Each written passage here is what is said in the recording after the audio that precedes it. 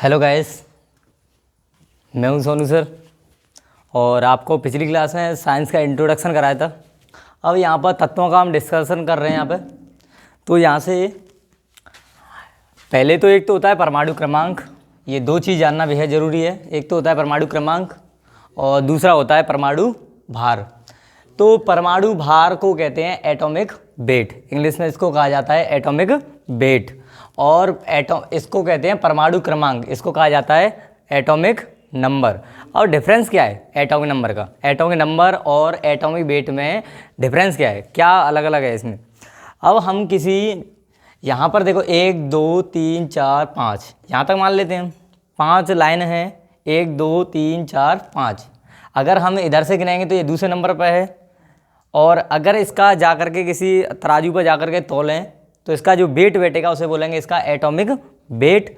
और ये नंबर पर कौन से पा रहा है? दूसरे पर, तो इसको क्या बोलेंगे? Atomic number. तो ये समझ में आया। वेट होता है वजन और नंबर होता है सीरियल नंबर, 1 2 3 4 5 ऐसे करके परमाणु क्रमांक।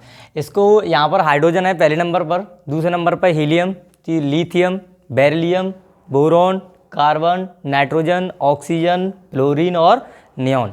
यहाँ पर जो हाइड्रोजन का जो एटॉमिक नंबर होता है परमाणु क्रमांक, जो हाइड्रोजन का जो परमाणु क्रमांक होता है वो होता है 1, हीलियम का होता है 2, लिथियम का होता है 3, बेरिलियम का होता है 4, बोरॉन का होता है 5, कार्बन का होता है 6, नाइट्रोजन का होता है 7, ऑक्सीजन का होता है 8, फ्लोरीन का होता है 9 और नियॉन का होता है 10। हिंदी में साथ साथ लिखते चलें, जैसे मैं बात कर रहा हूँ, जैसे hydrogen, helium, lithium, beryllium, boron, carbon, nitrogen, oxygen, fluorine, neon. अब आपसे पूछा जाए कि कार्बन का एटॉमिक नंबर कितना है, तो आपको कितना बताना है? 6। यहाँ पर जो लिखा हुआ है वो क्या है बता रहा है? Atomic number. और आपसे पूछा जाए बेरिलियम का एटॉमिक नंबर कितना है, परमाणु क्रमांक कितना है बेरिलियम का, तो आपको क्या बताना है? 4। ये याद करना बेहद ज़रूरी है। और यहाँ से बात करते हैं वेट की। हाइड्रोजन का एटॉमिक वेट कितना है? 1। ये पूरी की पूरी आवर्त सारणी में जितने भी अब तक डिस्कवर किए हुए 118 तत्वों उनमें से सबसे जो हल्का तत्व है वो है हाइड्रोजन। सबसे हल्का तत्व कौन सा है? हाइड्रोजन। हाइड्रोजन का जो परमाणु द्रव्यमान होता है वो कितना होता है? 1। कितना होता है? 1 परमाणु भार। तो हीलियम का कितना होता है? 4, लिथियम का 7, बेरिलियम का 9, बोरॉन का 11, कार्बन का 12, नाइट्रोजन का 14। ये बहुत इफेक्टिव रहेंगे फिजिकल केमिस्ट्री के लिए, ये रूट है बिल्कुल, ये याद करना बेहद ज़रूरी है। ऑक्सीजन का 16 और फ्लोरीन का 19 और नियॉन का 20। सोडियम, सोडियम का है, ये है सिंबल। सोडियम को कैसे लिखते हैं? Na से। मैंने पिछली क्लास में बताया भी होगा कि हमेशा अगर किसी भी तत्व के अंदर अगर 2 इंग्लिश के वर्ड आते हैं, किसी भी तत्व के अंदर 2 इंग्लिश के वर्ड आते हैं तो पहला अक्षर हमेशा कैपिटल अक्षर से, कैपिटल लेटर से, दूसरा स्मॉल लेटर से लिखा जाएगा। देखो सोडियम में N बड़ा, A छोटा, ऐसे मैग्नीशियम में M बड़ा, G छोटा। तो 11 नंबर परमाणु क्रमांक कितना है इसका? सोडियम का 11 और सोडियम, और इसका एटॉमिक परमाणु भार कितना है? 23। 12 पर कौन आता है? Magnesium, Mg। मैग्नीशियम कितना है? 24। यहाँ से आगे देखते हैं, इसका कितना है? सिलिकॉन का 14 और इसका जो एटॉमिक वेट है वो कितना है? 28। फॉस्फोरस का 15 एटॉमिक नंबर, तो इसका वेट कितना है? 31। और सल्फर है, ये कौन से नंबर पर? 16 सल्फर, इसका एटॉमिक वेट 32। क्लोरीन 35.5, ये इसका थोड़ा सा पॉइंट में होता है 35.5। इसका एटॉमिक नंबर कितना है? 17। आर्गन का 18, आर्गन, इसका जो एटॉमिक वेट है परमाणु भार कितना है? 40। और पोटेशियम का कितना है? 39। और कैल्शियम का कितना है? 40। यहाँ पर ध्यान देने की बात है, आर्गन और पोटेशियम का लगभग दोनों का क्या होता है? बराबर होता है, पर कैल्शियम का ज़्यादा होता है किससे? आर्गन से। परंतु हम इनको जो मेजर करते हैं क्वेश्चन करते समय हमेशा इनको जो मेजर करते हैं वो कितना लेके चलते हैं? 14। ठीक है।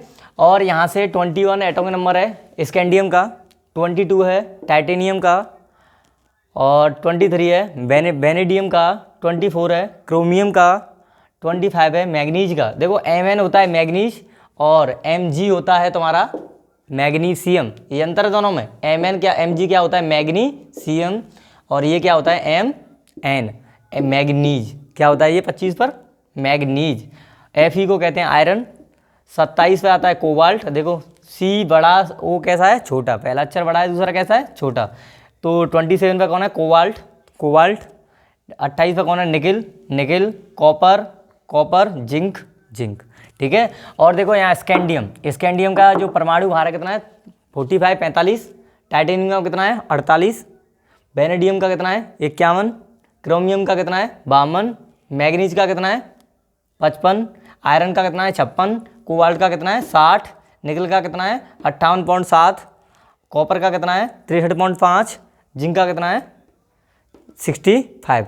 यहाँ पर ये आपको याद करना बेहद ज़रूरी है। यहीं से केमिस्ट्री को धीमे धीमे आगे बढ़ेंगे, पर इनको याद अगर नहीं किया तो ये मान लो आगे वाली क्लासों में कोई समझने वाला नहीं है, कुछ भी समझ में नहीं आएगा। तो इनको समझना क्या है, बेहद ज़रूरी है। आप इसका स्क्रीनशॉट ले सकते हो। तो अब आगे बढ़ते हैं हम आगे। इससे हमें बेनिफिट क्या होने वाला है वो मैं बता रहा हूँ। हमने क्या किया है अभी तक, ये किया है तत्वों का डिस्कशन। अभी तक हमने क्या किया, तत्वों का डिस्कशन। अब इनसे हमें मिलना क्या है वो आगे देखते हैं। कुछ इनमें धातुएं होती हैं, कुछ अधातुएं होती हैं, कुछ क्या होती हैं, उपधातुएं। क्या होती हैं, कुछ धातुएं होती हैं, कुछ उपधातुएं। मार्कर कहाँ है, कुछ धातुएं होती हैं। इनमें अगर किसी तत्व के नाम के पीछे, किसी तत्व के नाम के पीछे अगर किसी तत्व के नाम के पीछे यम आए, यम, या फिर यम आए, अगर किसी भी तत्व के पीछे यम आए या फिर यम आए, इन्हें कहा जाता है ज़्यादातर धातु। क्या कहा जाता है इन्हें, धातु। अगर किसी तत्व के पीछे यम आई, यम, IUM, या फिर यम आई, इसको क्या कहा जाता है, धातु। जैसे सोडियम, सोडियम देखो आ रहा है, तो ये क्या है बेटा, धातु। मैग्नीशियम आए, क्या है, मैग्नीशियम, मैग्नीशियम देखो यम आ रहा है पीछे, तो ये क्या है, धातु। देखो कुछ इसमें अपवाद भी हैं, जैसे सोडियम, मैग्नीशियम, एल्यूमिनियम, ये क्या है, सब धातु हैं। Sodium, magnesium, aluminium, francium, caesium, ये सब क्या है, यम आ रहा है पीछे, तो ये क्या है, सब धातु। इसमें कुछ अपवाद भी हैं, अपवाद, कुछ अपवाद भी हैं जिनके पीछे यम नहीं आता है, फिर भी वो क्या होती हैं, धातु। जैसे मरकरी, मरकरी के पीछे यम नहीं आया तो ये क्या है, धातु है। और गोल्ड, सिल्वर, कॉपर, ये क्या है, मरकरी, AU, AG और CU। कॉपर के पीछे यम नहीं आया तो ये भी धातु है, पर ये अपवाद हैं, AG, HG, AU, AG, AU, ETC। अगर अब ये तो हो गया धातु के लिए। अब मैं बताता हूँ अधातु के लिए। ये ट्रिक है, आपको पीछे से पहचानना है कि कैसे कौन सी धातु है, कौन सी अधातु है। अब आते हैं अधातु के लिए।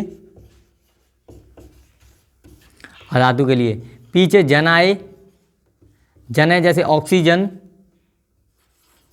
ऑक्सीजन, ठीक है, पीछे जन आ रहा है तो ये इसको क्या बोलेंगे, अधातु। क्या बोलेंगे, अधातु। ईन आए, ईन आए जैसे क्लोरीन, क्लोरीन, फ्लोरीन, ब्रोमीन, ये सब क्या है, ईन आ रहा है पीछे, तो ये इनको क्या बोलेंगे, अधातु। और अस आए, अस, अस जैसे फॉस्फोरस, फॉस्फोरस, फास्फोरस कह सकते हैं, फास्फोरस, फास्फोरस। तो अस आ रहा है पीछे, ये इसको क्या बोलेंगे, अधातु है। तो ये नाम से क्लियर आ रहा है, पीछे अस आए, ईन आए या फिर जन आए, ये इनको क्या बोलते हैं, अधातु। ठीक है, समझ में आया। अब इनको धातु अधातु आगे पढ़ेंगे, अभी थोड़ा सा डिस्कशन करेंगे धातु क्या होती है, धातु क्या होती है। पूरा चैप्टर ही पढ़ाया जाता है 12th स्टैंडर्ड पर, सॉलिड स्टेट में, ठोस अवस्था में पूरा धातुओं के बारे में पढ़ेंगे आगे जा करके। अब मैं बताता हूँ कि इनमें से पूरी आवर्त सारणी में कौन से तत्व द्रव होते हैं, कौन से तत्व गैस अवस्था में पाए जाते हैं, कौन से तत्व ठोस अवस्था में पाए जाते हैं। तो आगे देखते हैं यहाँ पर कौन से तत्व ठोस अवस्था में, कौन से तत्व द्रव अवस्था में, कौन से तत्व गैस अवस्था में पाए जाते हैं। तो देखो यहाँ पर गैस, पहले गैस स्टेट के लिए देखो, गैस स्टेट, गैस अवस्था के लिए। अब गैस अवस्था के लिए क्या है, सबसे पहले अक्रिय गैस, पहले अक्रिय गैस समझना है हमें। ग्रुप 18 के जितने भी तत्व हैं वो सब अक्रिय गैस कहा जाता है। अक्रिय gas, noble gas, inert gas, कई नाम देते हैं इंग्लिश में, तो जैसे कि हीलियम, देखो ये हीलियम है, हीलियम के पीछे यम आ रहा है पर ये धातु नहीं है, ये अपवाद है उसमें। हीलियम के पीछे क्या आ रहा है, यम, यही है, ये क्या है, अपवाद है, यही एक अपवाद है जो गैस अवस्था में पाया जाता है, परंतु ये क्या नहीं है, ठोस नहीं है। तो ये क्या है, ठोस नहीं है, सॉरी, धातु नहीं है। Helium, neon, argon, krypton, xenon, radon, ये तो सारी की सारी क्या हो गई, अक्रिय गैस। अक्रिय गैस, इन्हीं को कहा जाता है इनर्ट गैस। इनर्ट गैस, इन्हीं को कहा जाता है नोबल गैस, ठीक है, इन्हीं को क्या कहा जाता है, नोबल गैस, इन्हीं को क्या कहा जाता है, इनर्ट गैस। कई एग्जामों में जो पुलिस या एसएससी रेलवे में पूछ लिया जाता है इनमें से कौन सी अक्रिय गैस है, पर आज के ज़माने में स्टैंडर्ड चेंज हो गया है, वो हिंदी के बजाय वो इंग्लिश के टर्म यूज कर देते हैं। तो इनर्ट गैस क्या होती है, अक्रिय गैसों को ही क्या कहा जाता है, इनर्ट गैस, और क्या कहा जाता है, नोबल गैस, ठीक है। तो यहाँ पर फ्लोरीन, एक तो फोन याद करना है, FON, फ्लोरीन, ऑक्सीजन और नाइट्रोजन, फ्लोरीन, ऑक्सीजन और नाइट्रोजन, ये किस अवस्था में पाई जाती हैं, गैस अवस्था में। और तुम्हारा हाइड्रोजन और तुम्हारा chlorine, hydrogen, fluorine, oxygen, nitrogen और chlorine, hydrogen, fluorine, oxygen, nitrogen, chlorine और ये अक्रिय गैस, इतनी ही नॉर्मल टेम्परेचर पर, जो रूम तापमान होता है 25 डिग्री सेल्सियस, रूम टेम्परेचर पर जो तत्व गैस अवस्था में पाए जाते हैं, कौन कौन से, उनमें से पहला है hydrogen, fluorine, oxygen, nitrogen, chlorine और ये नोबल गैस। यही है जो पूरी की पूरी आवासाड़ी में room temperature at 25 degree Celsius, सिर्फ 25 डिग्री सेल्सियस पर ये द्रव अवस्था में पाई जाती, सॉरी, गैस अवस्था में पाई जाती हैं। अब मैं बताऊंगा आपको इनमें से कौन कौन सी द्रव अवस्था में पाई जाती हैं, आवासाड़ी में से कौन कौन से तत्व हैं जो द्रव अवस्था में पाए जाते हैं। तो आगे देखते हैं, उतारते रहें साथ साथ, द्रव अवस्था में पाए जाते हैं। अब देखो आगे, यहाँ पर मरकरी, इसको कहा जाता है धातु, जो मैं आपको पहले बता चुका हूँ, धातु। और धातु कैसी होती है, द्रव अवस्था में। और एक होती है ब्रोमीन, ब्रोमीन क्या है, अधातु है, अधातु है, ये कैसी अवस्था में पाई जाती है, द्रव अवस्था में, ठीक है। इसमें ये चीज़ याद रखनी है, मरकरी, ये मरकरी किस में यूज करी जाती है, जो पुराने ज़माने में जो बीपी नापने के जो काम आते थे, मीटर, तो बीपी नापने के काम आते थे, जैसे हाथ में पकड़ के बल्लून सा दबाते थे, उसमें से जो पारा चढ़ता है उसी को, इसको ही पारा कहा जाता है, मरकरी को ही क्या कहा जाता है, पारा, मरकरी को ही क्या कहा जाता है, पारा कहा जाता है।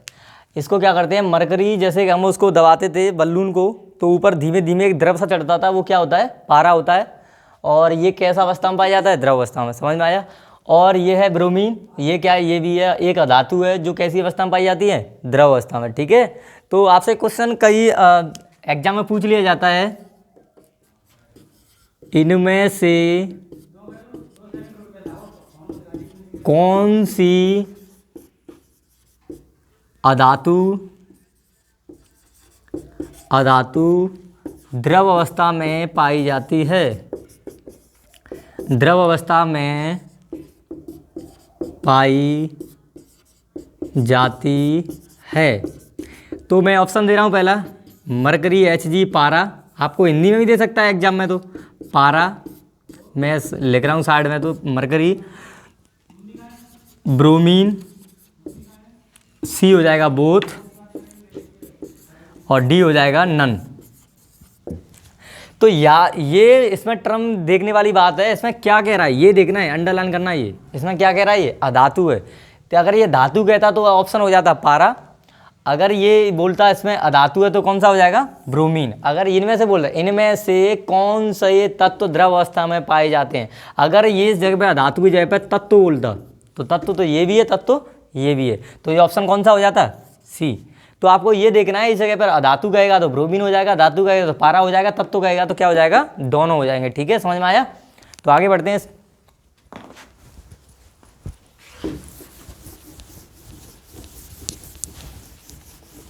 आगे बढ़ते हैं। अब मैंने ये यहाँ पर अगर किसी ब्रह्मांड की बात करें, जैसे कि ये मार्कर बना हुआ है, इस मार्कर में हुआ क्या गया, इस चीज़ के बारे में डिस्कस करते हैं। इस मार्कर के अंदर क्या क्या है। चलो मैं मार्कर को एक ऑब्जेक्ट लेता हूँ, ऑब्जेक्ट लेके चलता हूँ। इस मार्कर को क्या लिया हमने, ऑब्जेक्ट लिया। ऑब्जेक्ट में बहुत सारे क्या होंगे, कंपाउंड होंगे। क्या होंगे, कंपाउंड। ऐसे तो है नहीं ये प्लास्टिक का बना हुआ है, तो प्लास्टिक के पॉलीमर होंगे बहुत सारे। तो इसमें ये क्या होंगे, यौगिक होंगे। यौगिक मिलकर बनते हैं एलिमेंट से, एलिमेंट्स मिलकर बनते हैं मॉलिक्यूल से, और मॉलिक्यूल्स बनते हैं एटम से। किससे, एटम से। अगर हम आपसे पूछा जाए किसी वस्तु के अंदर सबसे छोटी इकाई कौन सी है, तो क्या बोलेंगे, एटम। एटम को हिंदी में कहते हैं परमाणु, एटम को हिंदी में कहते हैं परमाणु। मॉलिक्यूल्स को कहते हैं अणु, एलिमेंट्स को कहते हैं हिंदी में तत्व, कंपाउंड्स को बोलते हैं यौगिक, और उसको तुम ऑब्जेक्ट को कहते हो वस्तु। कुछ भी ले सकते हो आप, इस ब्रह्मांड ले लो, कुछ भी ले लो। ब्रह्मांड के अंदर भी सबसे छोटी इकाई होगी, क्या होगी, परमाणु। जो परमाणु शब्द है एटम, एटम एटोमियो से आया है, ग्रीक भाषा से आया है एटोमियो। किससे आया है, एटोमियो। एटोमियो का मतलब है not dividable, not dividable. Not dividable का मतलब है इसको काटा नहीं जा सकता, ना इससे कोई छोटा कोई कण प्राप्त हमें हो सकता है। तो सबसे जो फंक्शनल इकाई है किसी भी वस्तु के अंदर क्या पाया जाएगा, एटम। सबसे छोटा जो कण कह सकते हो, पार्टिकल्स नेचर कह सकते हैं, वो क्या मिलेगा आपको, एटम। तो एटम से बहुत सारे एटम मिलकर क्या बनाते हैं, अणु बनाते हैं। अणु मिलकर क्या बनाते हैं, तत्व बनाते हैं। तत्व मिलकर क्या बनाते हैं, यौगिक। यौगिक मिलकर क्या बनाते हैं, ऑब्जेक्ट, किसी वस्तु को बना देते हैं। जैसे हाइड्रोजन, हीलियम। देखो मॉलिक्यूल्स भी कहा जाता है हीलियम को, तत्व भी कह सकते हैं हीलियम को। ठीक है, तो हीलियम,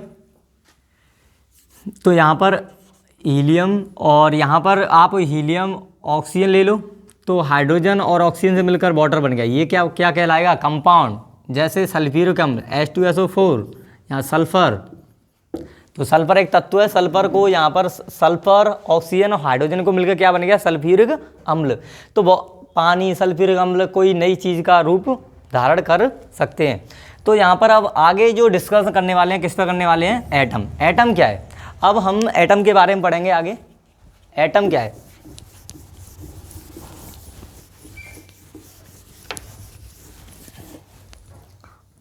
एटम के बारे में बात करेंगे।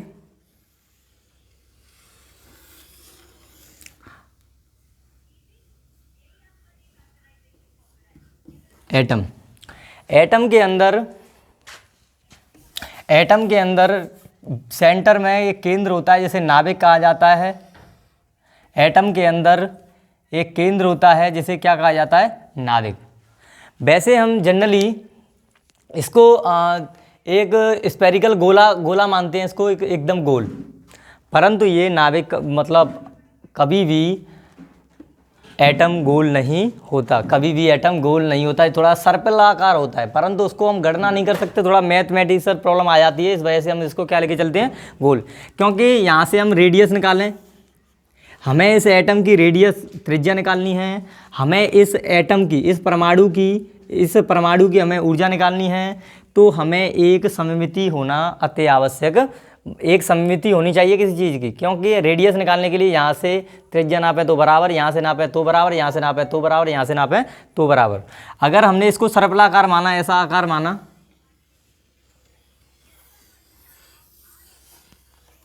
ऐसे आकार का मान लिया हमने, तो ना तो यहाँ से कुछ रेडियस बदल जाएगी, यहाँ से रेडियस ज़्यादा हो जाएगी, यहाँ से कम, तो हम इसकी कैलकुलेशन नहीं कर सकते। इसकी कैलकुलेशन में थोड़ा सा क्या आएगा, डिफ़िकल्टी आएगी। तो इसके लिए हमने इसको कैसा माना, हमने गोल मान के चलते हैं। आप आगे पता चलेगा कि कितनी कैलकुलेशन डिफिकल्ट आएंगी अगर ऐसा ना हो तो यहाँ पर क्या मान के चलेंगे, यहाँ पर नाभिक में क्या क्या होते हैं, प्रोटॉन प्लस न्यूट्रॉन। मेनली क्या होते हैं, प्रोटॉन प्लस न्यूट्रॉन। ऐसा मेजोन भी पाए जाते हैं, एंटी प्रोटीनो और सी चीज़ें और पाई जाती हैं जो आपको 12th फिजिक्स में पढ़ाया जाता है। और इसके चारों ओर क्या पाए जाते हैं, इलेक्ट्रॉन। आपको डिटेल से पढ़ाया जाएगा इलेक्ट्रॉन कहाँ रहते हैं, क्यों घूमते हैं, किस प्रकार घूमते हैं, आपको परमाणु संरचना वाले चैप्टर में पढ़ाया जाएगा। अभी ये बेसिक चल रहा है तुम्हारे लिए। तो ये यहाँ पर क्या है, इलेक्ट्रॉन। अब ये इलेक्ट्रॉन, प्रोटॉन क्या है, प्रोटॉन पे एक आवेश होता है, आवेश। आप फिजिक्स के लेक्चर में देख सकते हैं आवेश है क्या, रियलिटी क्या है आवेश की। तो इस पर आवेश होता है धनात्मक, और इलेक्ट्रॉन पर आवेश कैसा होता है, ऋणात्मक। इलेक्ट्रॉन पर आवेश कैसा होता है, ऋणात्मक, नेगेटिव। और प्रोटॉन पर कैसा होता है, पॉजिटिव, P से पॉजिटिव। अब बात करते हैं किसी एलिमेंट के अंदर कितने इलेक्ट्रॉन पाए जाते हैं, क्योंकि तुम्हें पता है एलिमेंट किससे मिलकर बना है, उसमें एटम भी होंगे। तो एटम में क्या पाए जाते हैं, इलेक्ट्रॉन पाए जाते हैं। अब हम बात करते हैं किसी भी एलिमेंट को लेकर चलते हैं। चलो छोटा सा ले लेते हैं, हाइड्रोजन। जो मैंने क्लास में बताया था शुरुआत में, हाइड्रोजन का परमाणु क्रमांक कितना होता है, एटॉम नंबर कितना होता है, 1। कितना होता है, 1। परमाणु क्रमांक को हम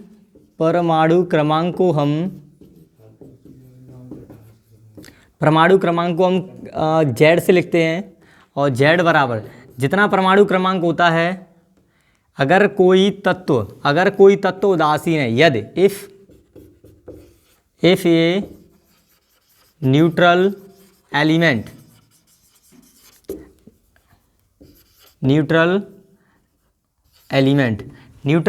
है, इस पर कोई ना धनात्मक आवेश है ना ऋणात्मक आवेश है, तब के लिए मैं बता रहा हूँ, जितना परमाणु क्रमांक होता है उतने ही उसमें प्रोटॉन होते हैं, उतने ही उसमें क्या होते हैं, इलेक्ट्रॉन।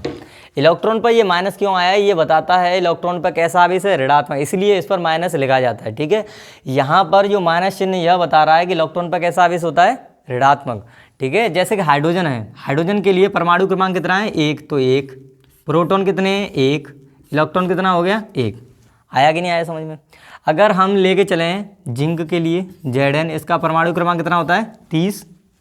तो इसमें जितना परमाणु क्रमांक होता है 30, तो इसमें प्रोटॉन भी 30, इलेक्ट्रॉन भी कितने होंगे, 30।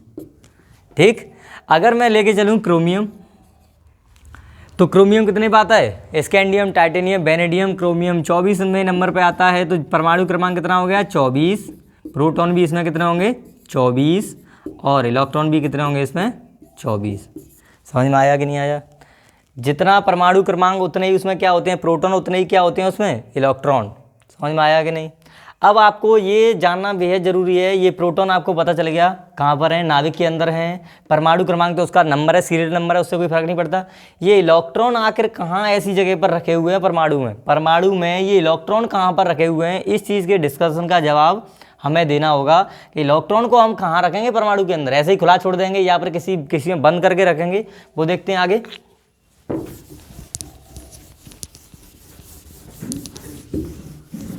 ये देखते हैं यहाँ पर परमाणु में कोष पाए जाते हैं, कोषों के अंदर पाए जाते हैं उपकोष के अंदर पाए जाते हैं कक्षक के अंदर पाए जाते हैं इलेक्ट्रॉन।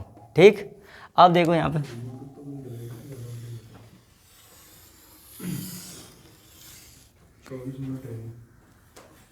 यहाँ पर क्या हो गया, नाभिक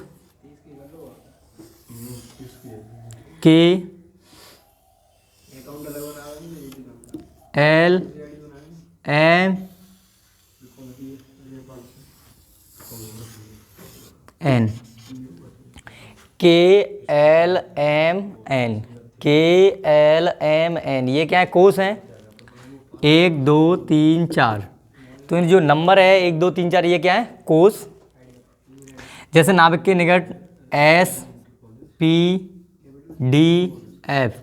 जो SPDF होते हैं वो क्या होते हैं, उपकोष होते हैं। इनके अंदर पाए जाते हैं कक्षक में क्या पाए जाते हैं, इलेक्ट्रॉन। तो यहाँ पर हम बात करते हैं, ये नाभिक है, नाभिक को छोड़ देते हैं। यहाँ पर इलेक्ट्रॉन की पोजीशन याद करनी है हमें, तो इलेक्ट्रॉन की क्या करनी है हमें, पोजीशन याद करनी है। तो ये क्या है, एस पी डी एफ क्या है, ये उपकोष है। उपकोष के अंदर क्या पाए जाते हैं, कक्षक। कक्षक में क्या पाए जाते हैं, इलेक्ट्रॉन। एस उपकोष के लिए 2 कक्षक, 1 कक्षक होता है, पी के लिए 3, डी के लिए 5, एफ के लिए क्या होते हैं 7। कक्षक को लिखा जाता है ऐसे करके, ये कक्षक हो गए। एस के लिए 1, पी के लिए ऐसे करके 1 2 3 ऐसे करके, डी के लिए कितने हो जाएंगे ऐसे ही 5, एफ के लिए कितने हो जाएंगे 7। ठीक है, अब यहाँ से हम बात करते हैं, यहाँ से बात करते हैं के एल एम एन, ये इलेक्ट्रॉन की पोजीशन पता चल गई हमें। और हमें यहाँ से इन इलेक्ट्रॉनों में इलेक्ट्रॉन कितने पाए जाते हैं उनके बारे में डिस्कशन करना है। तो एस में कितने कक्षक होते हैं, 1। और एक कक्षक में, नोट करके लिखो, एक कक्षक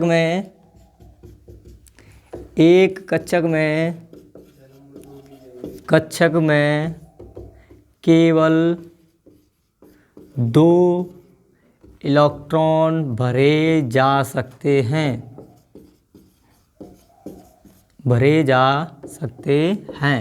तो एस उपकोष में कितने कक्षक होते हैं, 1। तो उसमें एक तो क्लॉकवाइज, एक कैसा होता है एंटी क्लॉकवाइज, एक तो दक्षिणावर्त, एक कैसा होता है वामावर्त।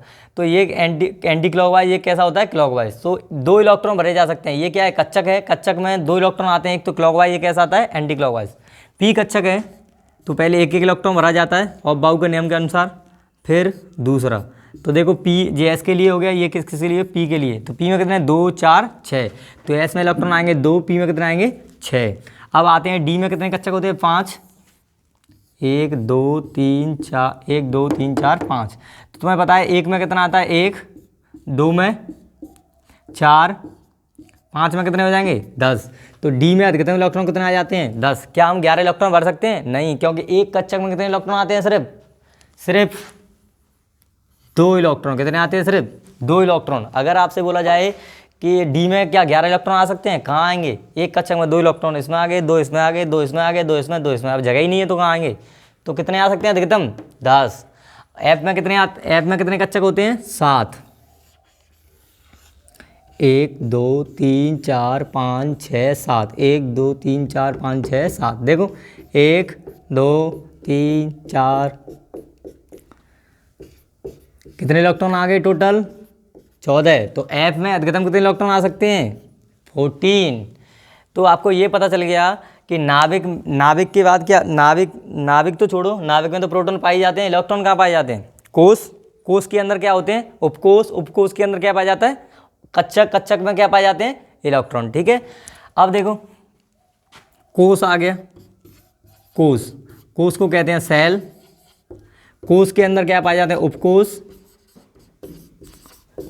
सब सेल। उपकोष के अंदर क्या पाए जाते हैं, कक्षक, इनको कहते हैं ऑर्बिटल। और कक्षक में क्या पाए जाते हैं, इलेक्ट्रॉन। ठीक है, अब कोष क्या होते हैं, 1 2 3 4 5 6, ये संख्या होती हैं, ये क्या कहलाती हैं, कोष।